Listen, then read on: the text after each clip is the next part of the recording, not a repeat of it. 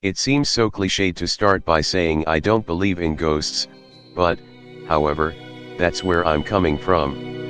A few years ago, I moved into a one-bedroom apartment in Melbourne, Australia.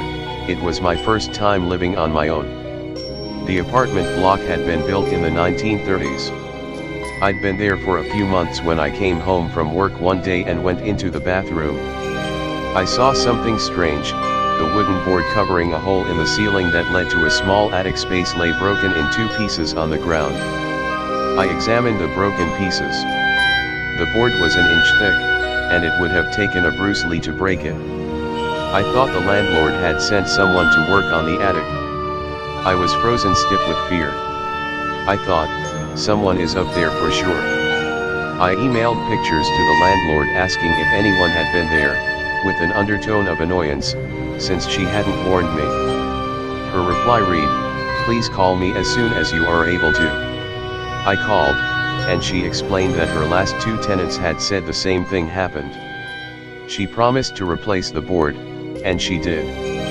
A month later, I woke up one night around 4 a.m.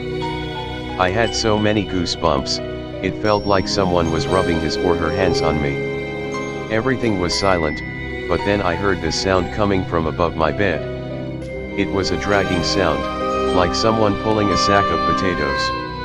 I was frozen stiff with fear. I thought, someone is up there for sure.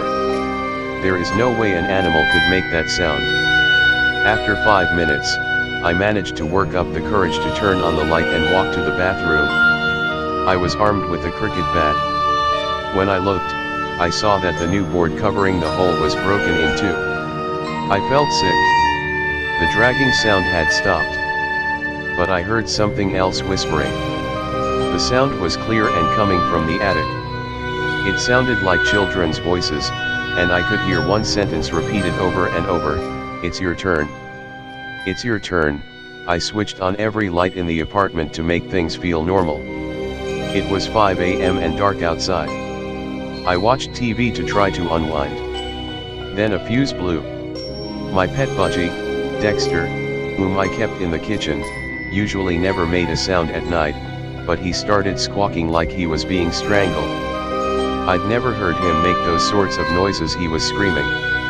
I grabbed my car keys, ran out, sat in my car, and waited there until the sun came up.